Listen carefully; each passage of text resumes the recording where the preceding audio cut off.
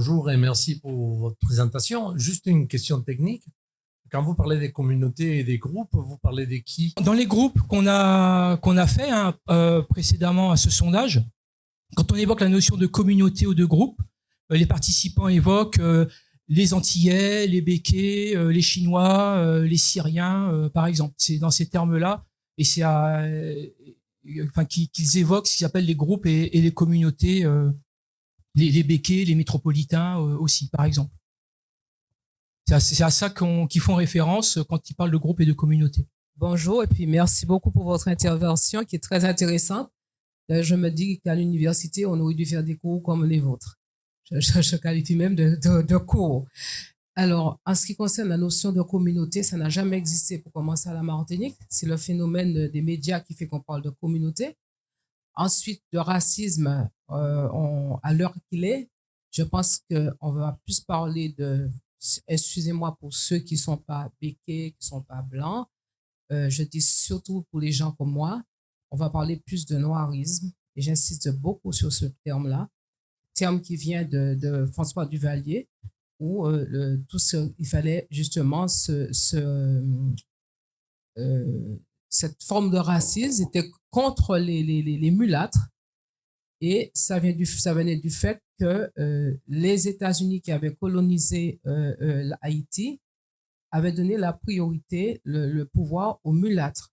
Donc, la situation actuelle que vous décrivez n'est rien d'autre qu'un processus d'évolution, mais ce sont toujours les mêmes problèmes qui sont présents. Et je veux dire qu'à l'heure actuelle, je serai très franche, à l'heure actuelle, il fallait trouver un bouc émissaire, et nous savons qui est le bouc émissaire pour pouvoir justement parler des problèmes actuels. Mais je trouve que le travail qui a été fait est un travail vraiment bien structuré. Et ce sont les termes, les notions qu'il faut peut-être revoir. Je ne le dis pas par rapport à vous, mais la communauté raciste. En fait, en France, nous sommes dans une société globale. On ne peut pas parler de communauté comme en Angleterre, ou etc., etc. Voilà ce que j'avais à dire. Merci. J'ai été aussi un peu surpris du terme communauté. Je vois pas de quoi. Je sais pas dans laquelle je suis d'ailleurs. Franchement, ça me gêne profondément.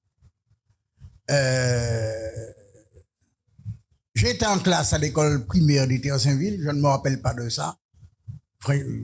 Coupez pas à trois ou moins deux. Je n'ai aucun souvenir de communauté.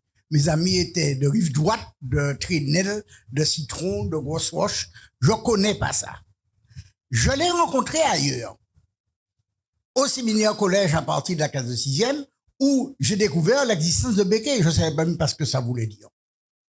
Parce qu'ils restaient entre eux.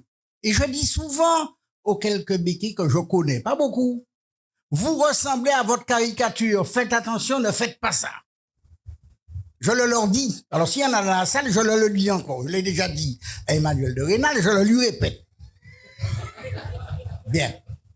Mais bon, ce n'est pas un problème. Qui n'a pas d'ascendant, je vais employer un terme à la mode, leucodéum, blanc. Qui n'en a pas? Regardez les visages des gens. Regardez notre couleur de peau.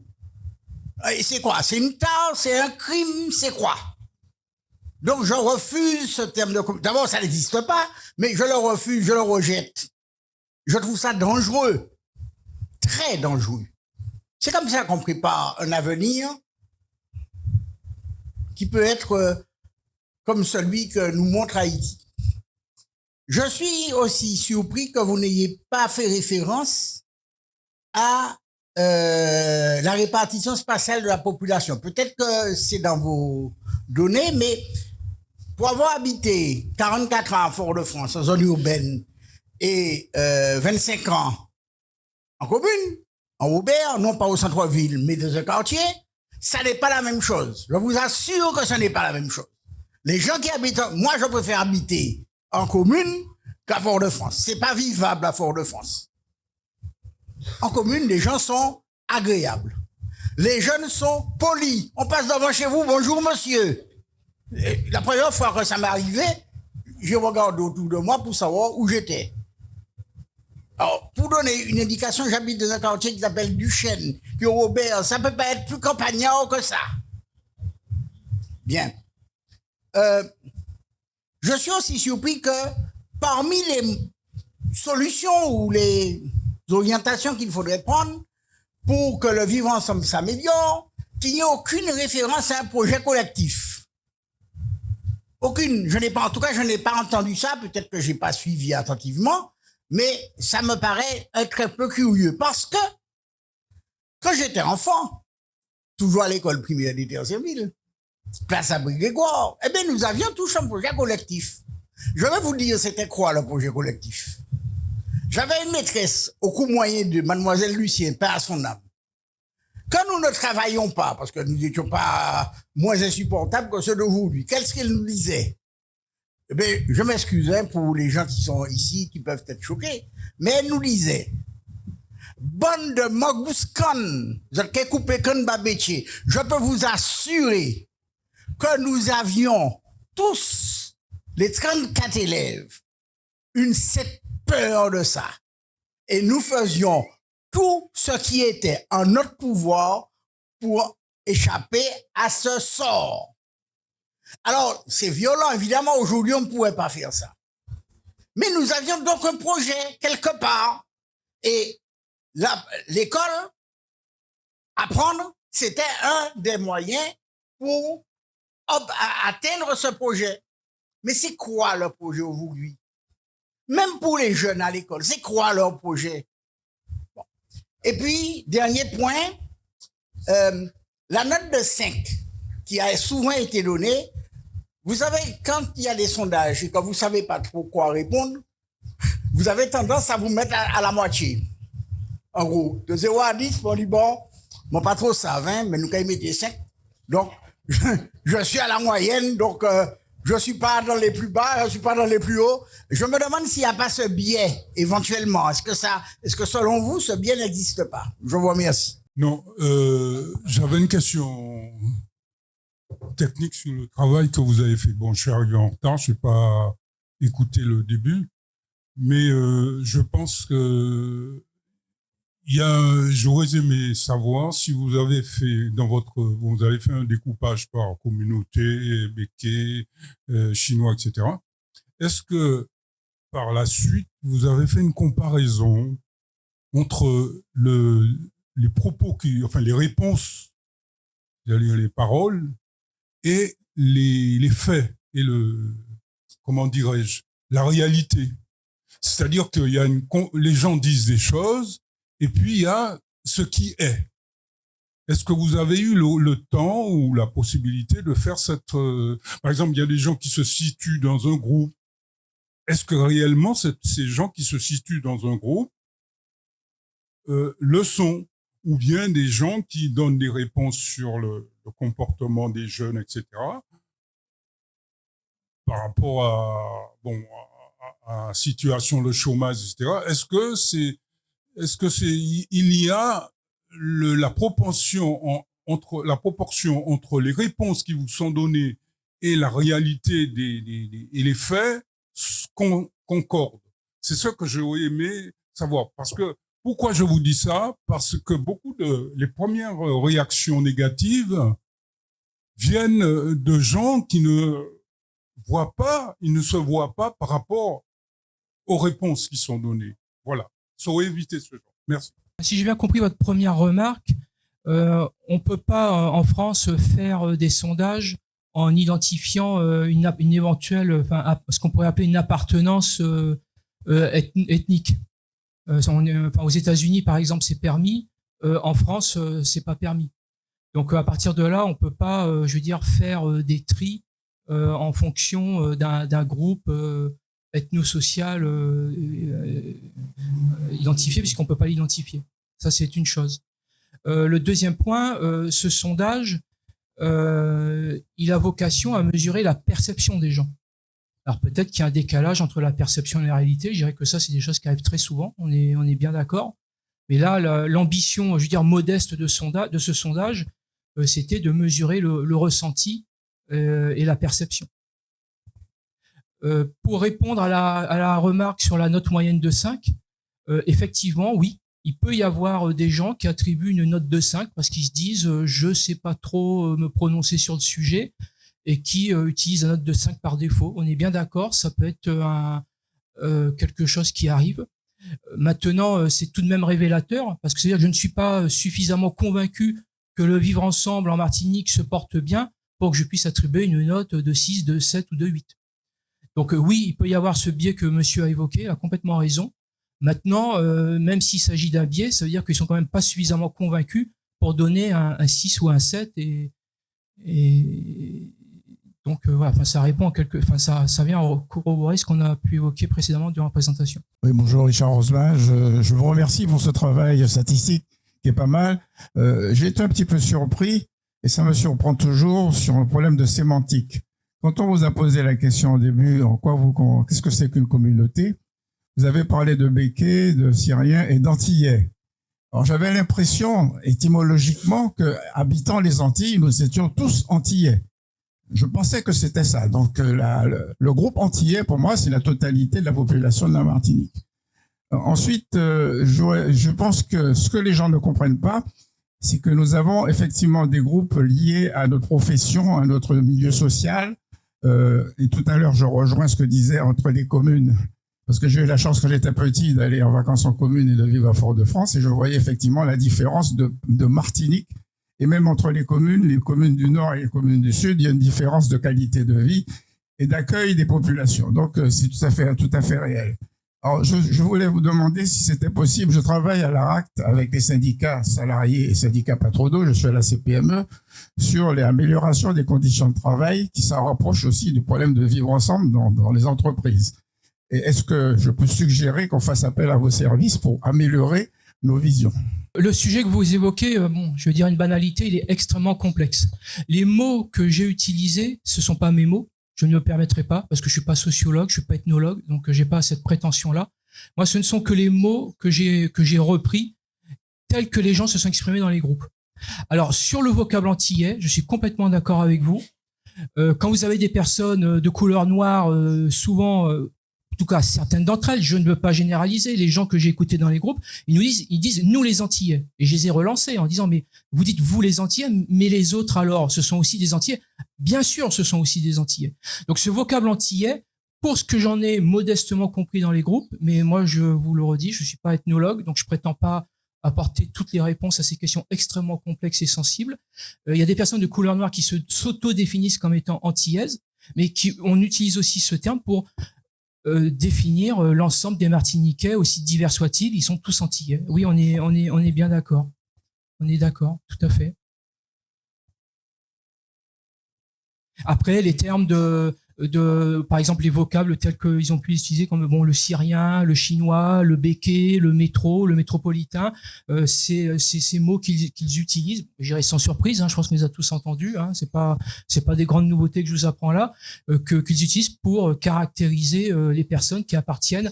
Alors peut-être pas à ces communautés, si on peut utiliser le terme communauté, mais en tout cas à ces groupes qui sont identifiés par les participants comme étant des groupes qui ont une spécificité historique, culturelle, et qu'ils désignent avec ces vocables-là. J'en dirai pas plus parce que après je veux pas sortir, on va dire, de mon champ de compétences. Moi, très modestement, je suis là pour essayer d'expliquer, d'expliciter au mieux ce que les gens ont voulu nous dire. Après, quant à des interprétations, on va dire, plus complexes d'ordre sociologique ou ethnologique, il y a d'autres personnes qui sont bien évidemment beaucoup mieux placées que moi pour en parler. Je voudrais dire, effectivement, ce que j'ai retenu, c'est que votre travail, il faut le prendre comme un outil. Un outil, et vous avez bien insisté sur la problématique de l'appréciation à un instant T. Et dès l'instant où on considère ça comme un outil, d'autres doivent se l'approprier et aller plus au fond pour comprendre effectivement la Martinique. Mais de ce que vous dites, c'est complexe. Martinique, c'est un pays complexe. C'est un petit pays complexe avec effectivement des problématiques qui se traversent, qui s'entremêlent, etc. Et dans l'expression qu'a eue tout à l'heure Paolo, en disant qu'il ne se reconnaissait pas parce que il était auteur servile, etc. Moi, je connais d'autres établissements scolaires que le lycée Schellcher. je suis rentré au lycée Gelcher en maternelle. Donc, forcément, il y avait une appropriation du vivre ensemble au lycée Gelcher. De la maternelle jusqu'au bac. Et puis, dans le primaire, à la fin du cycle du primaire, comme disait Parolo tout à l'heure, j'ai eu un instituteur, Monsieur Plavonil, il y avait le curieux à côté. Il se faisait d'ailleurs la manière de savoir quel était le meilleur qu'au moyen d'eux, c'était de savoir combien d'élèves qui allaient réussir pour l'examen d'entrée en sixième. Et le projet que nous avions, c'était travailler pour réussir. Et comme en plus j'étais au lycée Gelcher, je savais ce qu'il y avait après, c'était réussir au bac. Il y avait le premier tournant, rentrer en classe de sixième, mais c'était pas simplement rentrer, il fallait passer un examen, l'examen des bourses qu'on appelait ça. Et donc, à partir de là, nous avions déjà une espèce d'incitation forte qu'il fallait réussir, et le réussir pour nous, pour moi, il n'y avait pas Becquet, etc., ils étaient sur le même banc que moi, et bon, le seul qu'on savait, c'était quoi? C'était le premier qui avait le tableau d'honneur, le billet de premier ordre, le billet de deuxième ordre, et puis le billet de troisième ordre. Et puis on savait que quand on arrivait chez soi avec le billet de troisième ordre, ça voulait dire qu'on n'était pas bon. Et je pense que on est façonné par ça, et il faut reprendre également l'histoire. Et ça, je suis d'une autre génération, mais ça nous a construit aussi. Et je pense que ce qu'il faut retenir, c'est l'outil que c'est votre truc. Peut-être qu'avoir effectivement une approche peut-être historique pour comprendre effectivement cette problématique du vivre ensemble. Mais moi, au lycée, j'ai appris à vivre ensemble avec mes amis qui étaient les internes qui revenaient de communes, et je savais qu'est-ce que c'était qu'une commune. Et puis, dans nos quartiers, je vois mamie qui est là, je savais le pont Viard, c'était quoi, et puis le pont Guédon, c'était quoi, et qu'il fallait traverser le pont Guédon pour aller à Fort-de-France. Voilà, merci. Bonjour monsieur, bonjour tout le monde les amis. C'est bref, je voulais simplement vous dire que il y a aussi une rupture, à mon avis, qui est extrêmement importante au sein de la jeunesse. C'est-à-dire la jeunesse qui réussit et la jeunesse qui ne réussit pas ne se rencontrent jamais. Mes amis qui sont intervenus avant moi, ils ont parlé de lycée Gelcher, de Fort-de-France, ils ont réussi.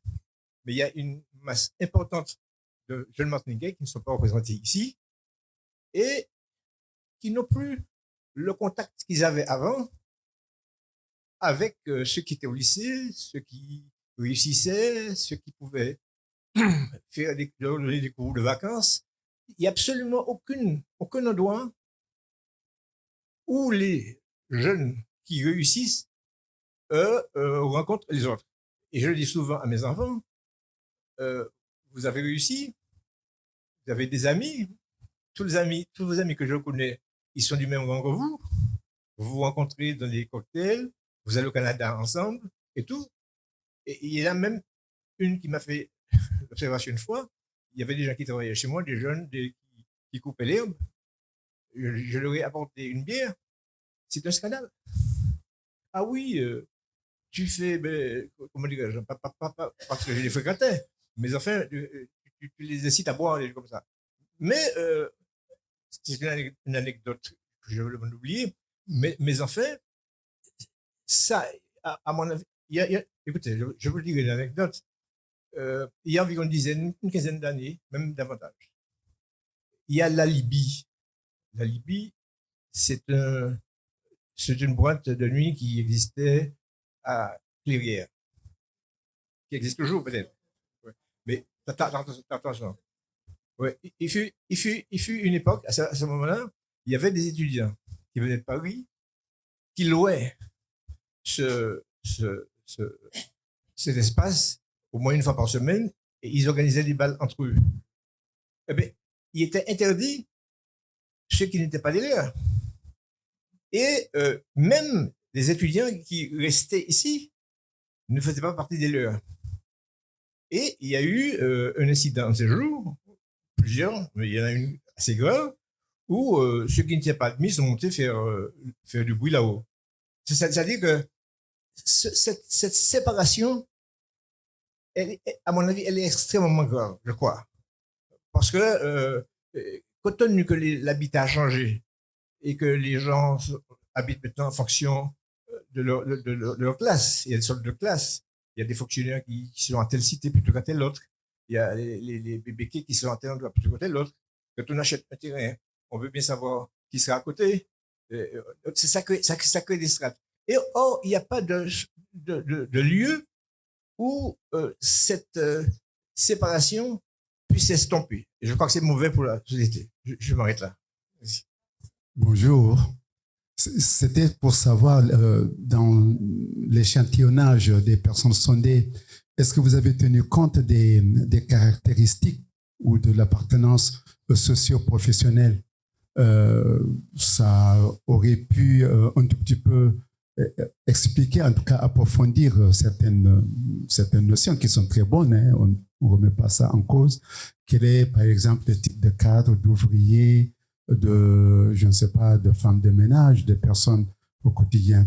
Et puis simplement, autrement, ce que je voulais remarquer, moi, c'est que, comme ma voisine, on est ici depuis 35 ans, ce que vous avez dit. Et j'ai l'impression, à la lecture de ce sondage et des remarques que j'entends, surtout dans la salle, qu'on est dans l'entre-soi. On est dans l'entre-soi. On oublie que dans un pays comme la Martinique, comme tous les pays du monde, il y a eu en même temps, quelque part, des repeuplements, des personnes qui arrivent, qui font souche.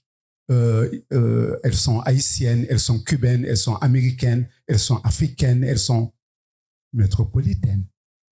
Et donc, je pense que cet entre-soi, moi, je l'ai remarqué une fois parce qu'il y a 3 ou 4 ans, on m'a désigné grand témoin pour le 70e anniversaire du Secours catholique en Martinique. Et naïvement, bon, j'ai accepté le principe, mais avec joie après, parce que j'ai découvert quelque chose que moi, en me désignant, c'était parce que je pouvais être peut-être quelqu'un qui peut catalyser, qui peut rassembler, qui peut faire parler toutes les communautés durant une semaine. Et ça a été quelque chose d'extraordinaire parce que le jour où on s'est retrouvés au Terre Saint-Ville le soir pour discuter, j'ai vu 3 générations d'Haïtiens, ce que j'avais jamais imaginé. 3 générations d'Haïtiens de l'après-guerre à nos jours. Leur discours, c'est quoi? Il y a ce qui, la deuxième génération, la première génération sans problème, alors là, pas de problème. La deuxième génération, pas de problème. La troisième génération a préféré plutôt partir. Et dans la foule, il y avait 3 ou 4 jeunes qui étaient partis, je crois, en Afrique, l'autre aux États-Unis et l'autre, voilà. Et donc, c'est ce que je voulais dire, cette notion de l'entre-soi. Est-ce que un tout petit peu, c'est ce qu'il faudrait peut-être reconsidérer éventuellement? Parce que quoi qu'il en soit, un pays ne se mord pas. Et que je pense que la question du racisme dont on parle, on dit ici que c'est un alibi. Effectivement, le racisme, voilà. Si on définit le racisme comme classiquement on le fait en France et on voit d'abord le noir, un racisme anti-noir en Martinique, ça n'existe pas. Voilà, c'est ce que je voulais dire. Pour répondre à votre question sur les professions, oui, la profession a été prise en considération dans l'échantillon qu'on a interrogé. Parce qu'on a 4 critères qui ont assuré la représentativité de l'échantillon, dont la profession. On n'a pas voulu être fastidieux en présentant des résultats trop détaillés, mais on a la possibilité de sortir des résultats en considération de la catégorie socio-professionnelle, tout à fait. Alors j'ai 2 questions. La première, elle concerne à nouveau l'échantillonnage, c'est-à-dire que vous nous avez dit que du coup cette étude a été menée sur un échantillon de 600 personnes dites représentatives de la population de 18 ans et plus, aussi bien représentatif en termes de répartition géographique qu'en termes d'âge et de CSP et compagnie. J'aurais aimé comprendre un petit peu plus comment a été constitué cet échantillon, puisque vous avez dit que ça a été exécuté par téléphone. Comment est-ce que vous avez obtenu les numéros de téléphone de ces gens-là et comment est-ce qu'on peut juger de la représentativité de l'échantillon en question? Et ma deuxième question, ça relevait, parce que le monsieur devant moi tout à l'heure a parlé de l'approche historique. L'autre monsieur devant moi vient de dire qu'il n'y a pas de racisme anti-noir en Martinique. La dame tout à l'heure aussi devant a parlé de noirisme. Je pense qu'on peut quand même à minima parler de colorisme. Ma question, par rapport à l'approche historique, justement, c'est que j'ai été surpris de constater qu'effectivement, dans les réponses, on a parlé de racisme, de problématiques raciales et compagnie. Et à aucun moment, je ne sais pas si c'est revenu dans les réponses, mais en tout cas, dans les réponses qui nous ont été présentées, c'est revenu. À aucun moment, on a parlé de l'histoire du colonialisme, du néocolonialisme et du coup, dans les solutions des réparations aux crimes coloniaux. C'est jamais revenu et c'est pour ça que j'aurais aimé savoir, est-ce que ce n'est jamais revenu dans les réponses ou est-ce que ça ne figure juste pas dans la présentation? Alors bon, c'est un sondage qui a, on va dire, qui a ses limites, hein, bien évidemment. On peut pas dans un sondage traiter tous les aspects d'une problématique. Bon, et très clairement, on pouvait pas, en tout cas, intégrer la dimension historique que vous évoquez, puisque l'objectif c'était vraiment d'avoir l'avis de la population à un moment donné sur un certain nombre de problématiques. Sur la question de l'échantillonnage, donc on fait ce qu'on appelle, enfin on construit un échantillon. Bon, un échantillon, c'est en quelque sorte un modèle réduit de la population, donc qui est à l'image de la population, sur la base d'un certain nombre de critères qu'on choisit. Les données qu'on utilise pour bâtir cet échantillon, ce sont les données de l'INSEE. Donc on récupère les données de l'INSEE, l'INSEE nous dit voilà, il y a tant d'habitants dans chacune des communes de la Martinique, il y a tant d'hommes, de femmes en Martinique, bon, etc., etc. Donc on a les proportions qui sont présentées par l'INSEE qu'on utilise ensuite pour bâtir notre échantillon. Quant après à la façon d'appeler, de contacter les personnes, donc les personnes ont été interrogées par téléphone et il y a une généralisation aléatoire des numéros de téléphone qui sont faites. Donc on sort des listes de numéros de téléphone qui sont générés aléatoirement et ensuite il y a un tirage aléatoire de ces numéros. Donc on a à la fois un échantillon qui est représentatif de la structure de la population.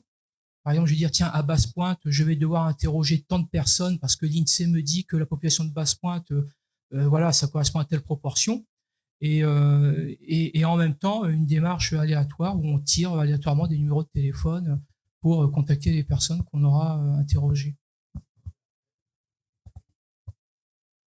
Oui, alors quand on appelle, effectivement, parce que quand on appelle, bien évidemment, on ne sait pas qui on a affaire, parce qu'on génère aléatoirement des numéros de téléphone. Donc après, derrière le numéro de téléphone, on ne sait pas à qui on a affaire. Donc effectivement, il y a ce qu'on appelle dans notre jargon la signalétique du questionnaire, hein, où on identifie le sexe, l'âge, même la commune d'habitation, parce que quand vous générez des numéros aléatoires de téléphone mobile, vous savez même pas dans quelle commune les gens sont. Donc effectivement, hein, comme dit Emmanuel, on identifie le profil de la personne pour s'assurer qu'elle correspond bien au quota qu'on doit de personnes qu'on doit interroger. Bonjour, merci pour cette étude. Donc je suis Michel Toul, fondateur d'Opinion Internationale.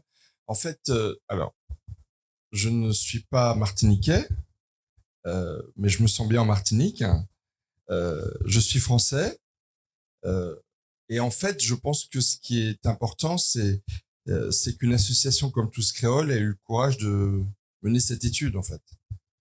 Et moi, vu de là où je viens, et je suis venu plusieurs fois en Martinique et je reviendrai, je pense que c'est un événement politique, en fait, que de la délivrance de cette étude, l'honnêteté, la sincérité, l'audace, le courage de publier une telle étude, menée en plus par une association qui s'appelle Tous Créoles. Donc quand j'entends parler de communauté ici en Martinique, mais dans l'Hexagone, c'est la même chose. Il y a aussi des débats sur les communautés nationales qui font la France. Mais pour moi, les communautés, elles sont contenues dans le nom de votre association, Tous Créoles. Et ce que je trouverais intéressant, c'est que cette étude que vous délivrez aujourd'hui soit portée à tous les politiques martiniquais, qu'elle soit fortement relayée par les médias martiniquais et même, j'ai envie de dire, nationaux, parce que ce qui se passe ici, ça concerne l'ensemble de la nation. Voilà ce que je voulais dire. J'avais pas de questions particulièrement à poser, sinon de saluer l'initiative qu'ont pris les initiateurs de cette étude. Merci. Est-ce que tu as une réponse à donner à la deuxième partie sur est-ce que l'idée de la réparation, l'idée des solutions décoloniales ont émergé des débats et Dans les groupes qu'on a pu faire, la notion de décolonialisme telle que vous l'évoquez, bon, elle n'est pas mentionnée par les participants. Par contre, la question des réparations, elle est mentionnée. Elle est mentionnée comme faisant partie des sujets de société. Alors après, au travers du sondage, quand on leur a demandé mais pourquoi le vivre ensemble se dégrade en Martinique, et que les interviewés ont eu donc la possibilité de se prononcer spontanément pour dire pourquoi ça se dégrade, ils n'ont pas évoqué la question des réparations. Mais ça veut pas forcément dire que les gens écartent la question. C'est que je pense qu'il y a tellement de sujets qui pèsent sur leur quotidien. On l'a vu, les inégalités économiques et sociales, la montée de l'individualisme, la sécurité, que bon, c'est peut-être pas à ce sujet-là qui pensent en premier quand ils évoquent soit les menaces ou soit les priorités à traiter. Enfin bon, c'est modestement l'explication que je peux essayer de proposer pour dire que ça n'a pas forcément émergé dans le sondage, quoi. Vous m'avez donné la réponse par rapport à la société. En France, on n'a pas le droit de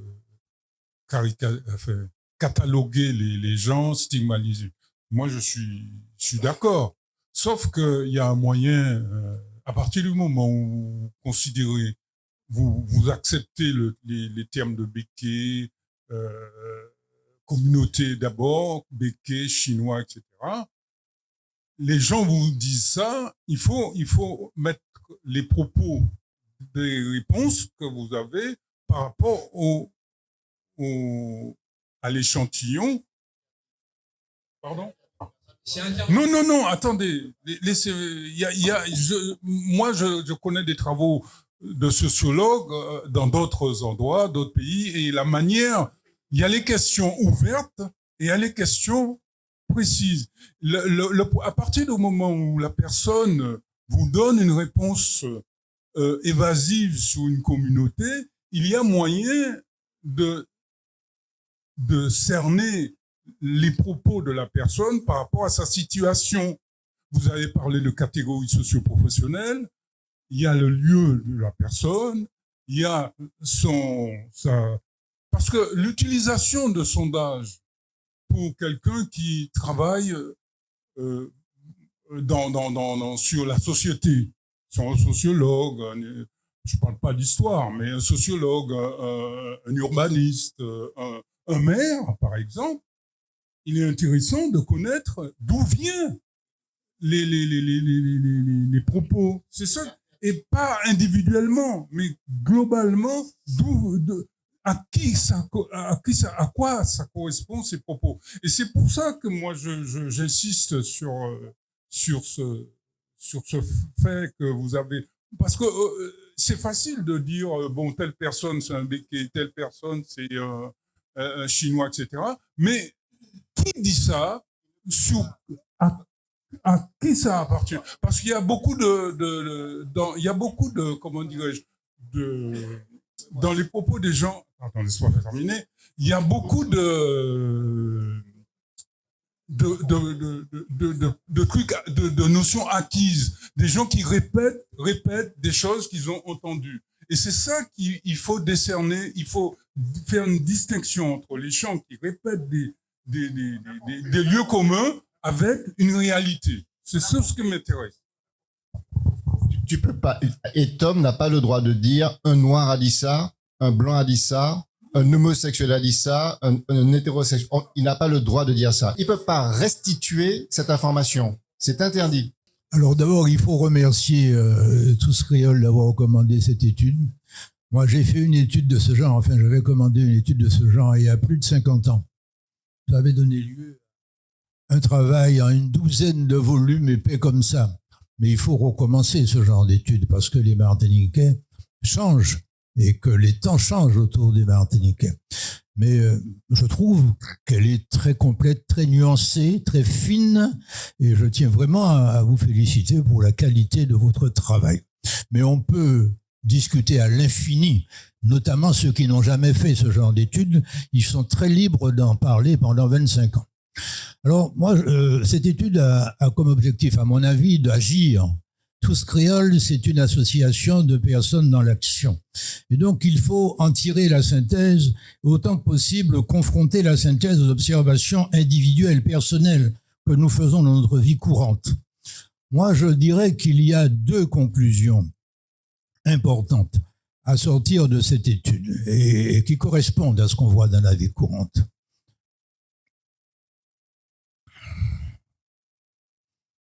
La première conclusion, c'est que le chômage, l'emploi est absolument central.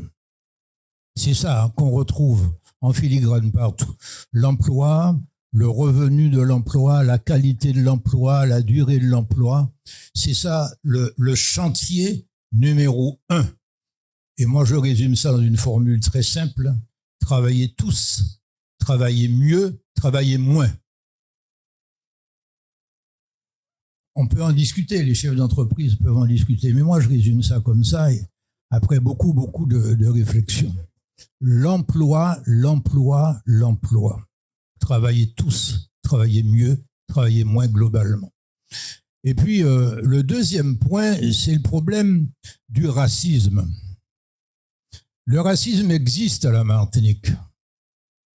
Et dans tous les milieux, chez les gens de toutes les couleurs. Chez les gens de toutes les couleurs.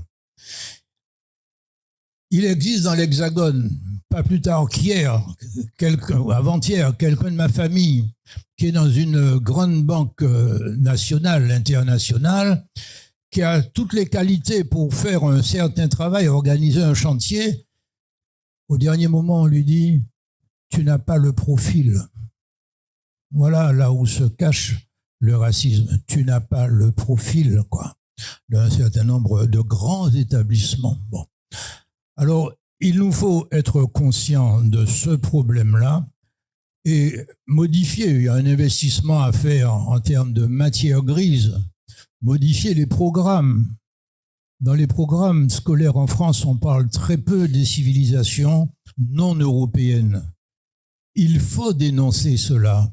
Il faut qu'on apprenne, on a commencé, mais très petitement, il faut qu'on apprenne les civilisations asiatiques, moyen-orientales, africaines, amérindiennes, beaucoup plus qu'on ne le fait, pour que personne ne se croit autorisé à cultiver ni un complexe de supériorité, ni un complexe d'infériorité. C'est fondamental. Donc, ce sont les 2 chantiers que je sortirai avec donc globalement, le terme d'investir, il faut investir. Investir en matière grise, ça c'est le premier investissement, investir en matière grise et investir en infrastructure. Ce sont les 2 points sur lesquels la Martinique a beaucoup de retard et contrairement à ce qu'on raconte depuis quelques semaines, ce ne sont pas les entreprises seulement qui ont une responsabilité là-dedans. L'État a une lourde responsabilité, les collectivités territoriales ont également une lourde responsabilité. Merci.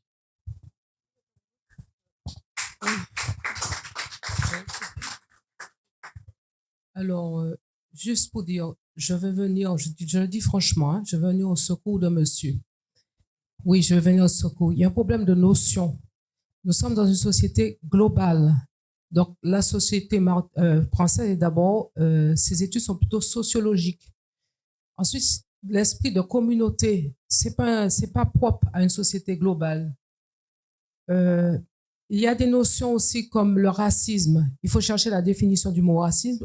Quels sont les 2 pays qui ont pratiqué le racisme? On ne peut pas dire que la France est un pays raciste parce qu'elle n'a pas développé le régime raciste. Il y a en Martinique ce qu'on appelle le préjugé de couleur. Ça existe à la Martinique et que ça continue à exister. Et si on veut vraiment connaître pourquoi la Martinique a justement ce problème, c'est pas au niveau de la couleur de peau que j'appelle plus que j'ai de couleur, il faut remonter à 1878. J'ai trouvé un vieux livre où justement j'ai pu constater que le génocide par institution ce n'est pas Aimé Césaire qui en est l'auteur. Donc je veux dire qu'il faut revoir les notions. Donc, quand monsieur parle de sondage, on ne peut pas traiter un sondage comme on va traiter une enquête qualitative, une enquête quantitative. Donc, moi, je vous dis, je prends mon exemple. C'est vrai que moi, j'ai une double formation. Moi, j'ai sociologie, histoire et civilisation. C'est pour ça que quand j'entends dire il faudrait faire, non, je dis surtout qu'il faut de l'argent. Donc, c'est ce qui manque qui fait qu'on n'avance pas. Donc, quand monsieur parle de sondage, oui, on est très catégorique au niveau des sondages. Je vais vous donner une anecdote. Moi, j'ai été interrogée en sociologie. On avait un devoir. Les sondages peuvent-ils nous tromper? Donc, c'est la question. Je suis restée bloquée, puis j'ai répondu. Donc, il faut faire, c'est pas une phrase, hein, il faut développer. J'ai dit oui et j'ai expliqué pourquoi les sondages peuvent nous tromper. J'ai dit oui que les sondages peuvent nous tromper. Vous savez combien j'ai eu? 9 sur 20. Je conclue là. Parce que, tout simplement, ce que ça veut dire, ça veut dire.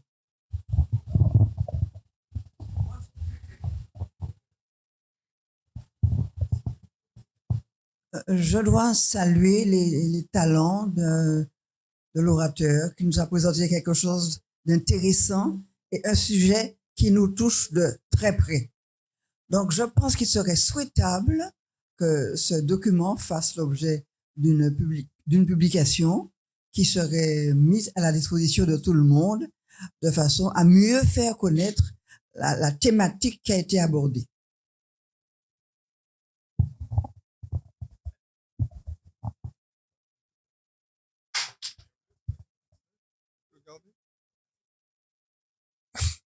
Oui, je m'associe à tous ceux qui ont félicité l'auteur les auteurs de cette étude. C'est un excellent travail qui mérite d'être approfondi parfois. En effet, quand on dit les Antillais, et ça a été soulevé par plusieurs personnes, on néglige un peu une notion qui me paraît vraiment très importante, mais qui, hélas, est issue de la sociologie haïtienne et n'a pas fait florès. C'est la notion d'ethnoclasse. À mon avis, la Martinique est un pays, ce qu'on appelle les Antillais sont divisés en ethnoclasses. J'habite un petit ensemble, nous sommes 17, et dernièrement, on m'a dit, mais oui, mais votre ensemble, c'est un ensemble de mulâtres. Et parce que ça continue d'exister. Alors, c'est pas tout à fait vrai. Parmi ces mulâtres, il y a au moins 2 personnes qui sont vraiment pas mulâtres, mais il y en a un qui était professeur de maths et l'autre était médecin. Donc il est introduit, il fait partie de cette ethnoclasse mulâtre qui a existé et qui continue d'exister et qui n'est pas la seule. Et madame a parlé de noirisme. Effectivement, vous ne pouvez pas faire ressortir ça dans votre travail, mais il y a vraiment, à mon avis, un risque de noirisme à la Martinique. Je parle de risque, littéralement. Je vous remercie de votre attention. En tout cas, je remercie tous créoles aussi d'exister d'abord, d'exister. Je voudrais rendre hommage à Roger de Jaham à cette occasion, parce que nos sociétés, à mon avis, globalement évolué, mais elle part de très loin sur le plan de l'entente entre les groupes sociaux. Merci.